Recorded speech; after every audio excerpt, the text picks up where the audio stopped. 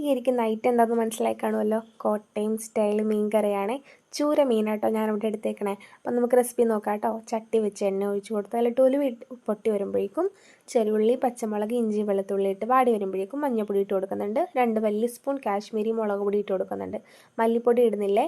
ഇത് നമുക്കൊന്ന് ഇളക്കി യോജിപ്പിക്കാം കേട്ടോ. അതിലോട്ട് കുറച്ച് വെള്ളവും കൂടെ ഒഴിച്ചിട്ട് നമുക്ക് ആ അരപ്പൊന്ന് മൂപ്പിച്ചെടുക്കാം. ആ വെള്ളം വറ്റി വരണ വരെ ഒന്ന് മൂപ്പിച്ചെടുക്കാം കേട്ടോ. അതിലോട്ട് കുറച്ച് കറിവേപ്പിലയും പിന്നെ നമ്മുടെ ഏറ്റവും സ്പെഷ്യലായിട്ടൊരു സാധനം ഉണ്ടല്ലോ കോട്ടയം സ്റ്റൈൽ മീൻ കറിയുടെ കുടംപുളി 2-3 പീസ് ഇട്ട് കൊടുക്കുന്നുണ്ട്. ഈ കുടംപുളി ഇട്ട് നമുക്ക് ആവശ്യത്തിന് വെള്ളം ഒഴിച്ച് കൊടുക്കാം കേട്ടോ. നിങ്ങളുടെ ഗ്രേവിക്ക് വേണ്ട ഉപ്പും കൂടി ഇട്ടിട്ട് ആവശ്യത്തിന് വെള്ളം ഒഴിച്ച് നല്ലോണം തിള വരട്ടെ. നല്ലോണം തിള വന്നതിന് ശേഷം നമുക്ക് ക്ലീൻ ചെയ്ത് വെച്ചേക്കുന്ന മീൻ ഇട്ട് കൊടുക്കാം കേട്ടോ.